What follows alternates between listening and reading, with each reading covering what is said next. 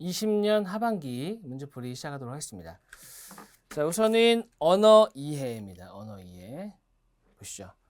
다음 글을 근거로 판단할 때 옳지 않은 것은 내용 일치의 유형이라고 보시면 되겠고요. 한번 가보죠.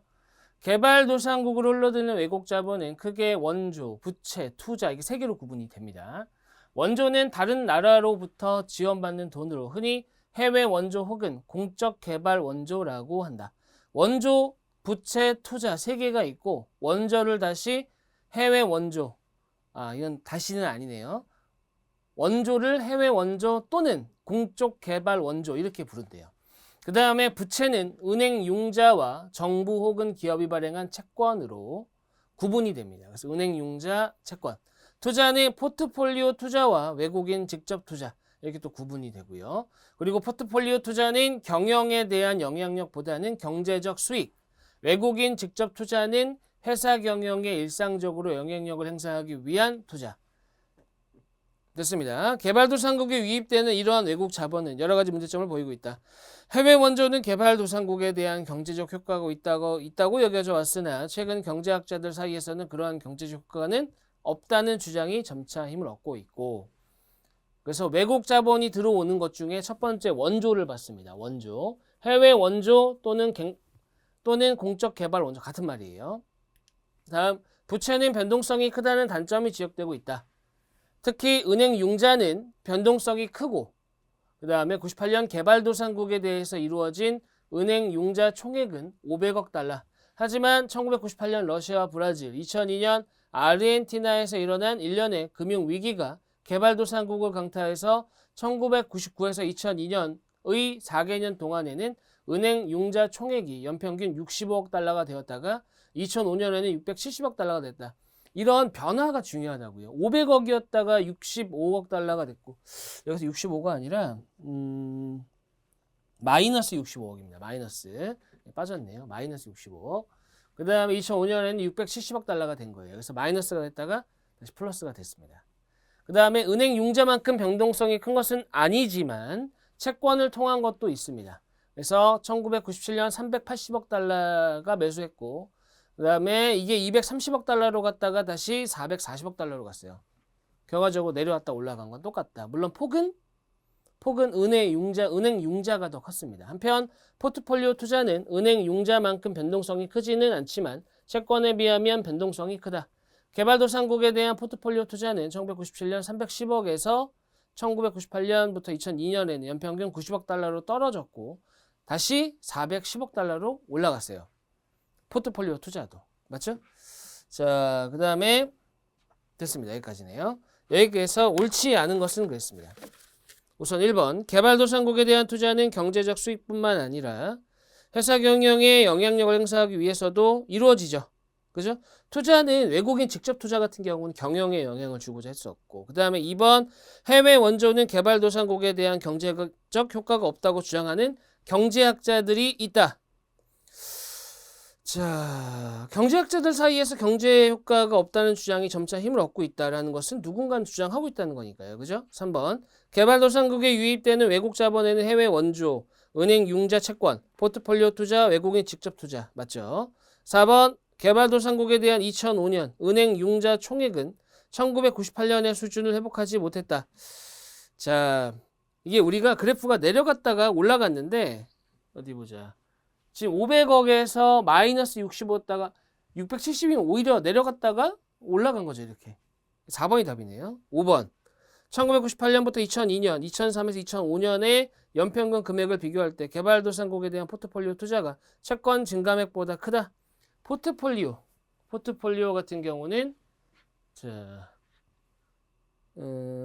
230. 죄송합니다. 이거는 포트폴리오가 아니라 포트폴리오가 어디 보자. 여기 있네요. 투자가 떨어졌다가 올라가는 형태였죠. 230억에서 440억이 된 게 뭐예요? 얘가 채권 투자죠. 그 다음에 포트폴리오 투자는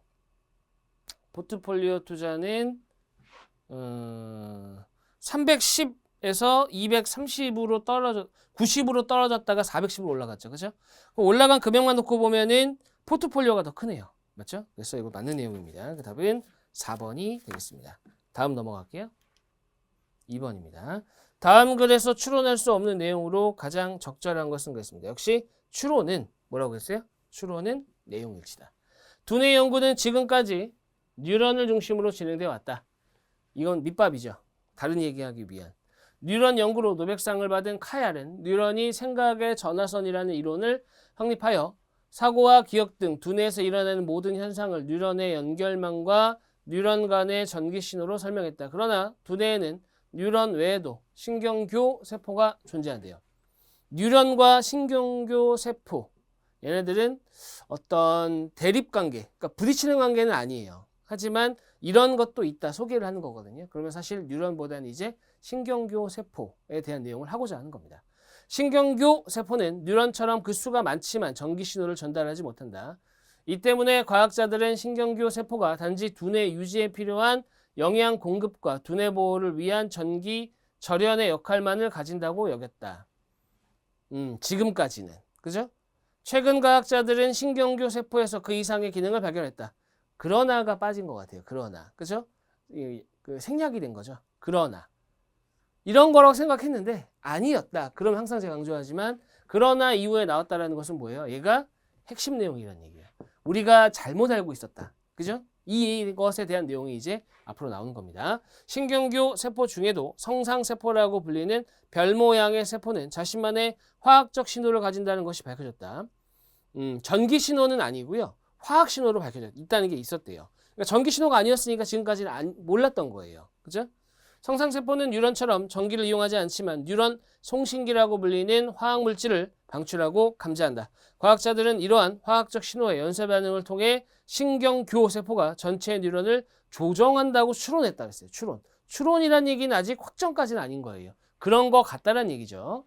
A 연구팀은 신경교 세포가 전체 뉴런을 조정하면서 기억력, 사고력을 향상시킨다고 예상하고서 이를 확인하기 위해 인간의 신경교 세포를 갓 태어난 생쥐의 두뇌에 주입했다. 쥐가 자라면서 주입된 인간의 신경교 세포가 성장했다.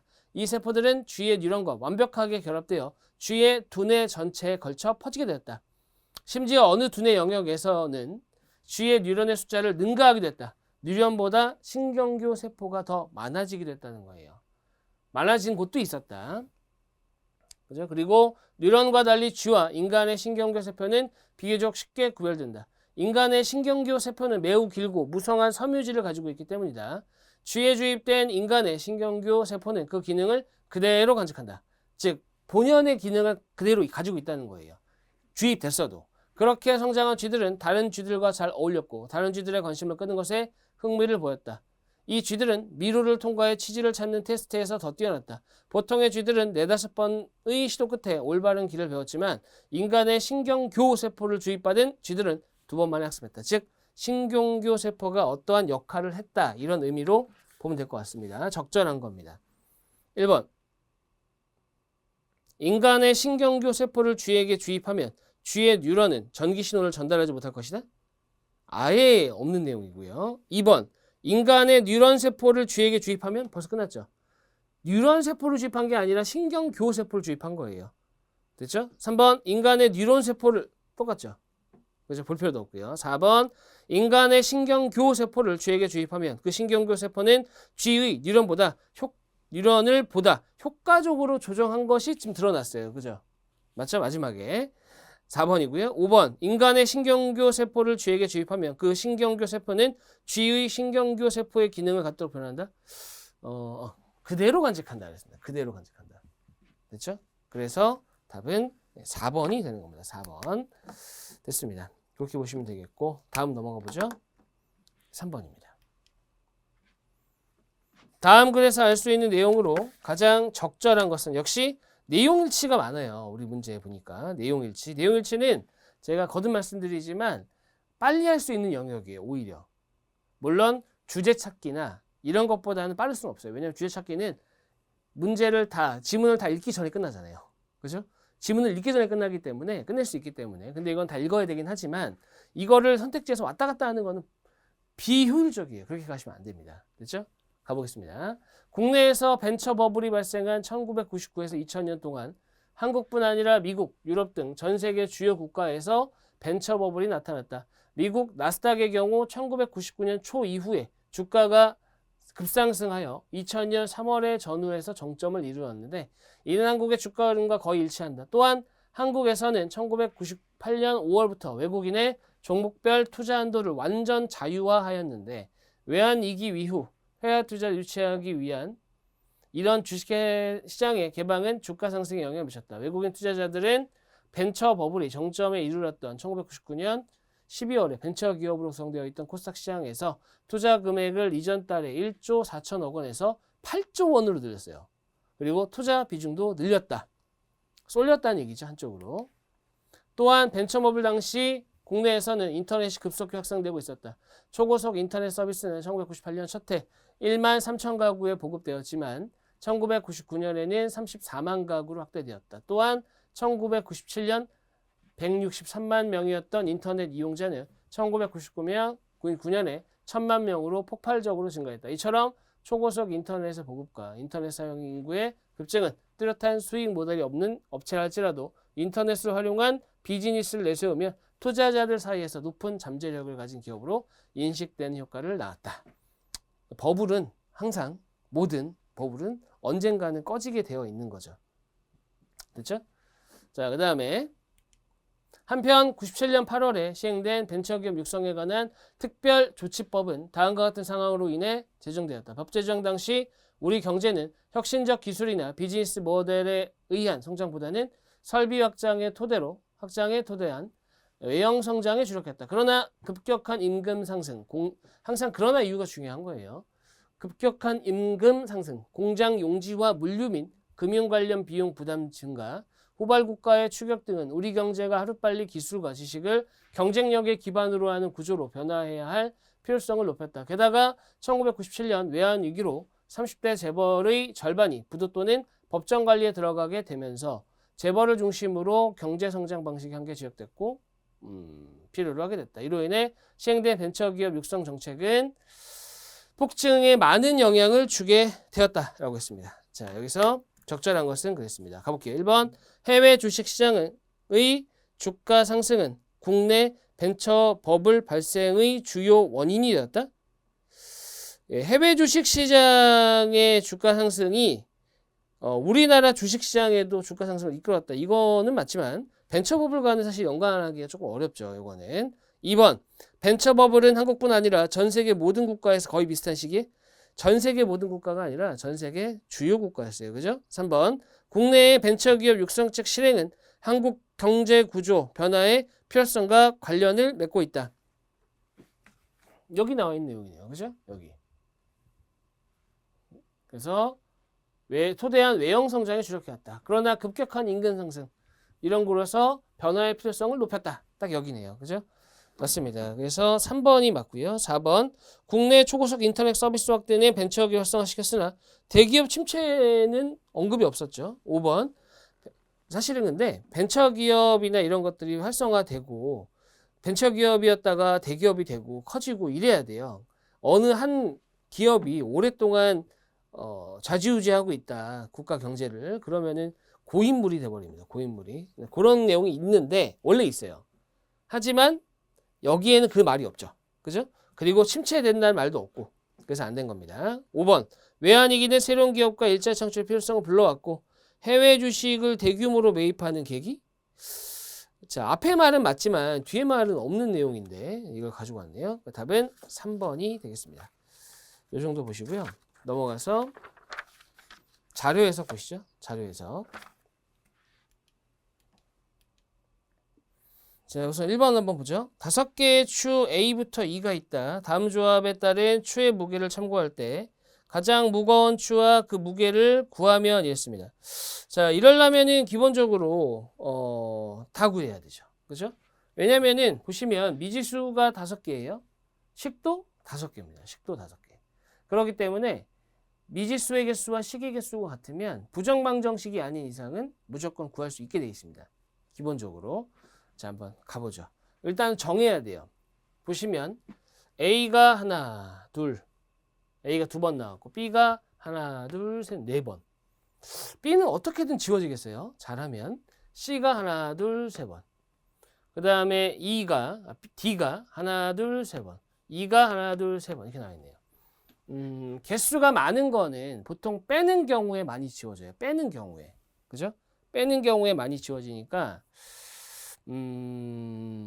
이렇게 합시다.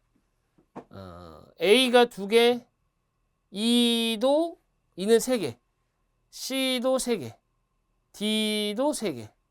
B가 많죠. 그러니까 B 기준으로 B를 중심으로 해갖고 좀 보는 게 좋을 것 같아요. 일단은 이렇게 남깁시다. 여기 2를 빼면 A하고 E가 바로 없어지네요. 그죠? A하고 E밖에 안 남네요. 2를 빼볼게요. 그러면 이 2를 빼면 A-2 마이너스 5 이렇게 나오죠? 네, 첫 번째 하나 나오고 그 다음에 나머지 가지고 2를 찾아야 돼. A하고 E가 들어간 식을 만들 수가 있어야 돼요. 그죠? 그러면 A하고 E가 들어간 식을 만들려면 A하고 그러니까 조합 1하고 2는 이미 썼으니까 1하고 또 2가 있는 게 3이 있어요. 그죠? 얘하고 얘를 더해요.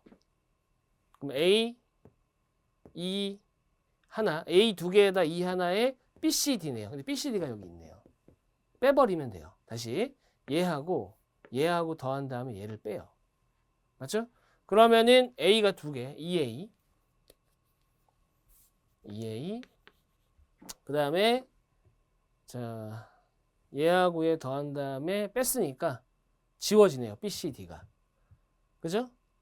자, BCD가 지워지고 2가 남네요. 그죠? 이렇게 되는 거죠. 그럼 얼마예요? 23에서 12 뺐으니까 11. 이렇게 되면 2를 더하면 3A. 3A가 6이니까 A는 2. A가 2면 2는 7이죠. 맞죠? A가 2면 2는 7이에요. 그죠? 그럼 이거 가지고 이제 어떻게 하는 거예요? 구하러 가는 거예요. 나머지를 다. 맞죠? 그래서 A에다가 2 집어넣으면 B 더하기 C가 8입니다. 8. 그죠? B 더하기 C가 8이고 그 다음에 이건 됐고 그 다음에 여기는 D 더하기 2는 D 더하기 2가 아니네. D가 나오네요. 바로. D 얼마예요? D는 4죠. D가 4. BC랑 덤 12. 그 다음에 D가 4. 그 다음에 E가 7, 11. 그럼 B가 3이네요. B가 3이면 C는 5죠. 얘가 제일 크죠. 얘가 제일 큽니다. 그래서 답은 5번이 되겠습니다. 5번. 자, 다음 넘어가서 이건 설정을 잘 해야 돼요. 근데 미지수 개수가 너무 많아요. 보통 미지수 개수가 이렇게 많으면 미지수 각각을 다 구하는 형태보다는 부정망정식이나 이렇게 가는 형태가 많은데 이건 아예 직접적으로 물어보는 형태가 되다 보니까 그래서 조금 어렵게 느껴지는 형태라고 보실 수 있겠습니다. 자, 그 다음에 2번 가보죠. S사는 사무실을 새롭게 꾸미기 위해 바닥에 붙일 타일을 구매하려고 한다. 타일을 붙일 사무실 바닥의 크기는 가로 8, 세로 10. 다음 3개의 타일 중 하나를 선택하여 구매하려고 한다. 가장 저렴한 타일을 선택해야 하며 선택된 타일의 가격은 그랬네요. 간단하네요. 왜 간단하냐면은 간단한 이유가 뭐냐? 얘는 그냥 뭔가 할인되거나 플러스가 되거나 플러스가 되는 건 있네요. 배송비. 그러면은 봅시다. 지금 8m 10m죠. 8m 10m. 8m 10m면은 보자. 80제곱미터예요. 제곱미터는 뭐예요? 10,000cm예요. 10,000cm. 이렇게 되는 거예요. 80만 제곱센티미터가 되는 거죠. 왜냐면은 1제곱미터가 10,000제곱센티미터거든요. 왜냐면 1m가 100cm니까. 맞죠? 이걸 기준으로 보시면 돼요. 얘가 400이고요. 400. 여기가 2525 625 00입니다. 62500. 그죠? 그다음 여기는 밀리미터네요. 밀리미터면은 얘가 25cm인 거예요. 25cm. 그러니까 요거는 625. 요거는 500. 이렇게 보시면 되겠네요. 그러니까 얘를 400으로 나누면 됩니다. 400. 400으로 나누면 얼마예요? 400으로 나누면은 자 2000이네. 2000. 여기는 2000. 1000. 200만 원 더하기 5만 원입니다. 205만 원. 근데 여기는 숫자가 마음에 안 드는데 625. 80000 이렇게 되는 거죠. 근데 얘가 25 곱하기 25였잖아요. 25. 얘는 100 곱하기 100 곱하기 80이에요. 무슨 말이에요? 4. 자, 이걸 그대로 나누려고 하면 힘들죠. 그죠? 그래서 16 곱하기 8. 16 곱하기 8이면은 자, 16 곱하기 80이죠. 그러면은 6, 8에 48, 4 집어넣었으니까 128. 그렇게 되겠네요. 1280. 그래서 여기는 1280 곱하기 1500 더하기 5만 원입니다. 이렇게. 맞죠? 그 다음에 여기는 500이니까 500을 80만을 500으로 나누게 되면은 1600이죠. 단가가 1250 더하기 75,000. 요거를 계산한 결과가 답이고요. 이거 해보시면은 A가 205만 원, 그 다음에 B가 195만 원, 그럼 C가 200만 원이 넘어요. 그죠? 그러니까 제일 저렴한 게 B 타일 4번이 되는 겁니다. 그렇게 보시면 되겠네요. 다음 넘어가서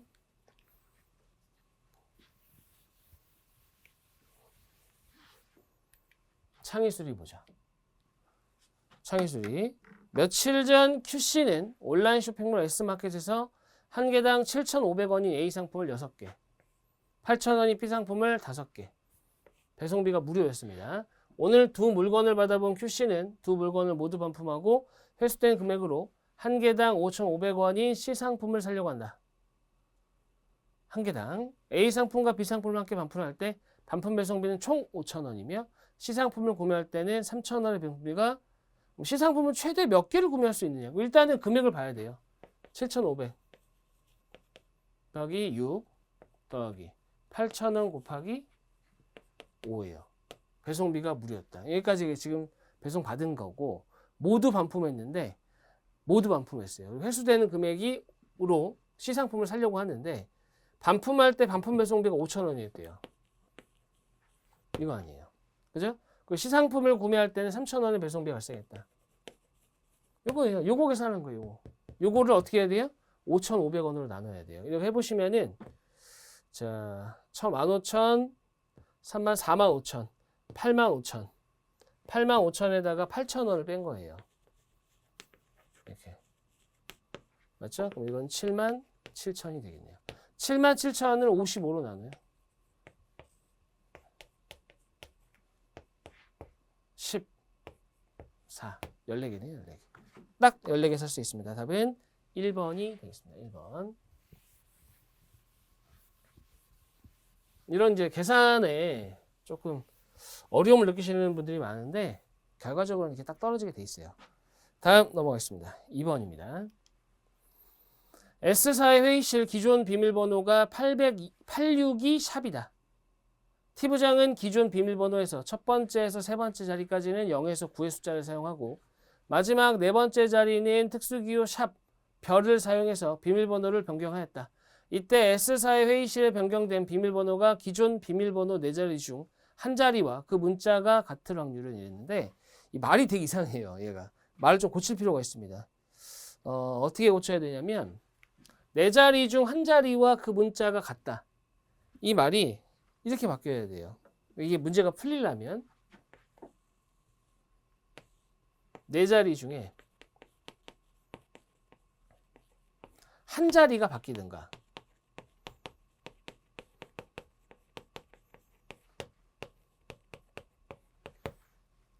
이렇게 하면 더 헷갈리겠네. 자, 4자리 중에 한 자리, 정확하게 4자리라고 하면 안 되고 3자리, 앞 3자리. 앞 3자리 중에 하나와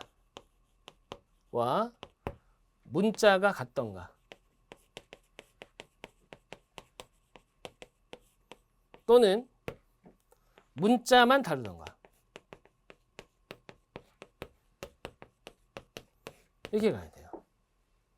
이렇게 받아들이 무슨 말인가 이렇게 돼버려요. 그러니까 만약에 앞에서 세 자리 숫자를 바꿀 거다. 숫자를 바꾸고 문자가 그대로 오거나, 그죠? 문자가 그대로 오거나, 아니면은 문자만 바뀌거나, 이렇게 가는 거예요.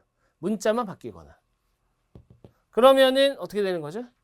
땡땡땡땡인데, 일단은 얘가 바뀐다. 바뀌고, 이 셋 중에 하나가 바뀐다. 셋 중에 하나가. 그럼 어떻게 되는 거죠? 이 셋 중에 하나가 바뀌면. 첫 번째가 바뀐다? 나머지 두 개는, 첫 번째는 그대로, 죄송합니다. 첫 번째는 그대로, 나머지 두 개가 바뀌었다. 그죠? 하나는 같은 거니까, 제가 잘못 말씀드렸어요. 같은 거예요, 같은 거. 그래서 하나가 같고, 세 자리 중에 하나가 같고, 끝에가 그대로던가, 아니면 끝에만 같던가, 이렇게 가는 거예요. 그러니까, 결과적으로는 어떻게 되는 거예요, 얘가? 첫 번째가 같다? 나올 수 있는 게 몇 개예요? 기존의 비밀번호를 바꿔야 되니까, 9가지. 9가지. 얘도 그대로니까. 이렇게 되는 거죠. 두 번째가 그대로고 나머지가 바뀌는 경우도 마찬가지. 세 번째가 그대로고 나머지 두 개가 바뀌는 것도 마찬가지. 요거예요. 맞죠? 243. 그 다음에 이제 여기가 다른 거예요. 여기만 바뀌는 거죠. 여기만. 나머지는, 죄송해요. 여기는 그대로고 나머지가 다 바뀌는 거예요. 그러니까 여기는 9, 첫 번째, 두 번째, 세 번째. 729. 이렇게 되는 거죠. 됐죠? 자, 이거를 계산하시면 됩니다. 그래서 계산해 보시면은 972예요. 근데 분모가 뭐예요? 10개. 얘가 들어갈 수 있는 게 0부터 9까지니까 10개, 2개. 2000개죠? 2000분의 970이니까 위아래를 2로 나누게 되면은 486입니다. 그죠? 더 나눠져요. 더 나눠지는데 답이 여기까지만 써놨어요. 그러니까 답은 2번이 되는 겁니다. 사실은 더 약분됩니다. 다음. 이 문제가 진짜 말도 안 되게 어려운 문제인데, 말도 안 되게 어려워요. 근데 제가 팁은 좀 드릴게요. 이거는 결과적으로는 계산해야 되는 문제입니다. 3번은. 근데 이렇게 하시면 그나마 좀 시간을 아낄 수 있는데, 자, 만약 이 문제를 만났다 그러면 이 문제는 사실 버려야 돼요. 너무 복잡하기 때문에. 자, 가보겠습니다. 뭐라고 그랬냐면 A와 B는 두 개의 주사위를 던져서 나온 눈의 합에 따라 게임판에 적힌 점수를 얻는 게임을 하였다. A와 B 각각 한 번씩 주사위를 2번 던지는 것을 한 판으로 하여 총 2판을 진행하게 되며 두 판의 점수의 합이 큰 사람이 이긴다. A가 첫 판에 던진 주사위의 눈의 합이 4일 때 B가 이길 확률은 그랬어요. 그러면은 A는 일단은 첫 판에 1점을 받은 거예요. 끝났어요. A는. 첫 판에서 1점 받았어요. 끝났습니다. 그리고 B. 첫 경기. 맞죠? 그 다음에 이거를 다시 A, B. 이래버리면 문제가 꼬여요. 문제가 꼬인다. B가 이겨야 되니까 B 점수 기준으로 보는 거예요. B, A로 보는 게 좋아요. 상관없습니다. A, B, A, B로 보나 A, B, B, A로 보나 어찌됐건 간에 이 문제를 푸는 방식은 다를 게 없는데 B를 기준으로 보는 게 쉬우니까 B 다음에 B를 쓰는 거죠. 맞죠? 그러면 경우가 뭐가 있냐? 일단은 여기가 1점을 받고 그 다음에 여기가 0점을 받았다. 근데 누가 이겨야 돼요? B가 이겨야 돼요. 이러려면은 요거밖에 없어요. 0으로 끝나는 경우는. 그 다음에 여기가 1인 경우는 일단 동점이 되죠. 첫 경기에서. 이 0 가능합니다. 근데 이 1은 안 돼요. 2를 되죠. 2. 여기까지 되는 겁니다. 그리고 1도 되죠. 1. 1인 경우. 여기까지 되는 거죠. B가 이기는 거예요. B가 이기는 거. 그 다음에 또 뭐가 있어요? 여기가 1 나오는 거 끝났고 2다. 그러면 동점만 돼도 이기는 거예요. 이 다음 판은 2, 0. 맞죠? 그 다음에 2, 1. 여기도 가능하죠? 그 다음에 2, 2여도 돼요. 2. 그죠? 그 다음에 여기가 만약에 1이다. 1, 0도 되죠? 그 다음에 1, 1도 돼요. 맞죠? 끝이 아니에요. 0, 0도 돼요. 0, 0. 자, 세보시면 하나, 둘, 셋, 넷, 다, 여, 일곱, 여덟, 아홉, 여기까지입니다. 자, 여기서 이제 중요합니다. 이거를 구분하는 것도 쉽지 않은데 여기서 이제 뭘 해야 되냐? 애초에 0점이 되는 경우 이거를 할 때마다 따지려고 하면 되게 복잡해요. 그러니까 애초에 0점이 되려면은 0점이 나올 확률이 얼마냐. 0점 보세요. 얘가 되거나 하나, 얘가 되거나 얘가 되거나 얘가 되거나 얘가 되거나요. 그러면은 주사위를 2번 던지기 때문에 36분입니다. 36분에 36분에 일단 첫 번째가 1이죠. 1. 경우에서 하나죠. 2가 나오려면 1, 1밖에 안 돼요. 여기는 1, 5부터 5, 1까지 가능한 거니까 5개. 그 다음 여기는 9가 나오는 거니까 3, 6부터 6, 3까지 4개. 요거는 5, 6, 6, 5 2개. 그리고 하나. 이렇게 되는 거죠. 정리해 보시면은 36분의 60, 13입니다.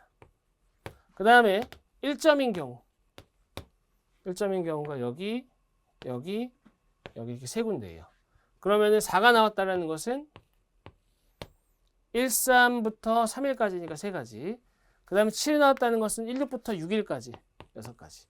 그 다음에 9가 나왔다는 것은 9가 아니라 8이 나왔다는 것은 2, 6부터 6일까지니까 5개. 36분의 14죠. 이 점은 얘네가 뭐예요? 남은 거예요. 남은 거. 어차피 0점 아니면 1점 아니면 2점이니까. 그래서 남은 거를 써주시게 되면은 얘가 9가 됩니다. 9. 왜냐면 둘 더하면 36분의 27이에요. 남은 게 36분의. 이걸 약분해버리면 복잡해져요. 문제에서는 36을 세제곱으로 써놓은 거 보니까 그냥 이 상태로 간 거예요. 문제가. 자, 여기서부터는 안 하겠습니다. 대입이니까요. 그죠? 자, 상황에 맞게 대입해서 계산해 주시면은 답은 4번이 나옵니다. 자, 그 다음에 넘어가서 언어 추리 보겠습니다. 참고하시고.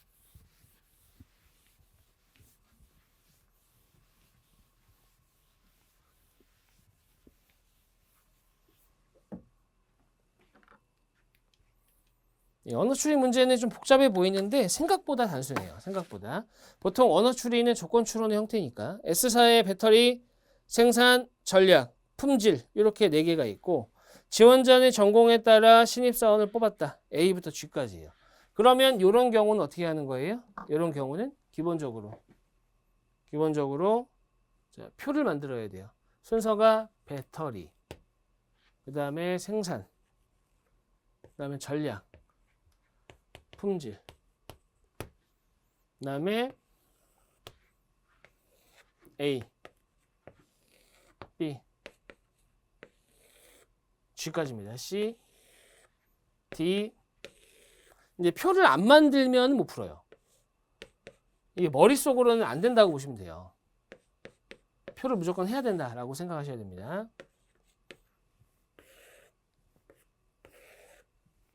이렇게입니다. 자, 이 상태에서 지금 뭐라고 했냐면은 복수 전공을 하였다. A, B, E는. 그 다음에 가능한 부서 모두 지원. 배터리 개발부는 재료가 들어가야 돼요. 재료 공학을 해야 되고. 그 다음에 생산은 화학. 전략은 경영. 여기는 정보통신. 이렇게 되는 거죠. 맞죠? 그러면 A부터 보겠습니다. 배터리와 생산을 지원했대요. 하지만 어디에 들어갔는지 아직 몰라요. 맞죠? 그 다음에 B 지원자는 경영학과 정보통신학. 둘 중에 하나일 거예요. 그죠? 그 다음에 이 지원자는 화학과 경영입니다. 화학과 경영. 아직 몰라요. 그 다음에 C는 품질 보증부에 지원했대요. 품질. C는 확정이에요. 확정. 맞죠? 확정입니다. 아, 요거 아직 말씀 안 드렸네요. 여기가 2명, 1명, 1명, 3명입니다. 3명. 그러니까 2명이 나와야 되고, 1명 나와야 되고, 1명 나와야 되고, 3명 나와야 돼요. 요 상황이고. 그 다음에 D 지원자는 배터리. D가 배터리예요. 확정됐어요. 맞죠? 그 다음에 F와 G는 같은 학과를 졸업했다. 그러니까 얘는 복수 전공 안 했으니까 어떻게 되는 거예요? 같은 데 들어가야 돼요. 현재 상황에서 같은 데 들어갈 수 있는 곳이 확정됐잖아요. 안 돼. 1명 들어가야 돼. 1명 들어가야 되고, 자, 여기가 확정됐어요. F하고 G였죠? 네. 이 얘기는 뭐예요? 얘가 아니라는 얘기예요. 여기가 확정된 거죠. 여기가 확정됐다? 얘가 아니라는 얘기예요. 그죠? 얘가 여기 들어갔다는 얘기예요. 1명이죠? 여기가 아니라는 얘기예요. 네, 원래 조건 추론이 그렇습니다. 갑자기 답이 나와요. 그래서 해보시면은 볼까요? 1번 에이지원자는 배터리에 들어갔어요. 2번 이지원자는 생산기술. 이지원자는 생산기술에 들어갔죠. 2번이 답입니다. 나머지도 확인해 보시면은 아니라는 걸 알 수 있고요. 조건 추론은 원래가 그래요. 갑자기 끝납니다. 그렇기 때문에 표를 만드는 게 중요하다 이렇게 보시면 되겠습니다. 자, 강의는 마무리하고요. 다음 강의에서 이어서 보도록 하겠습니다. 수고하셨습니다.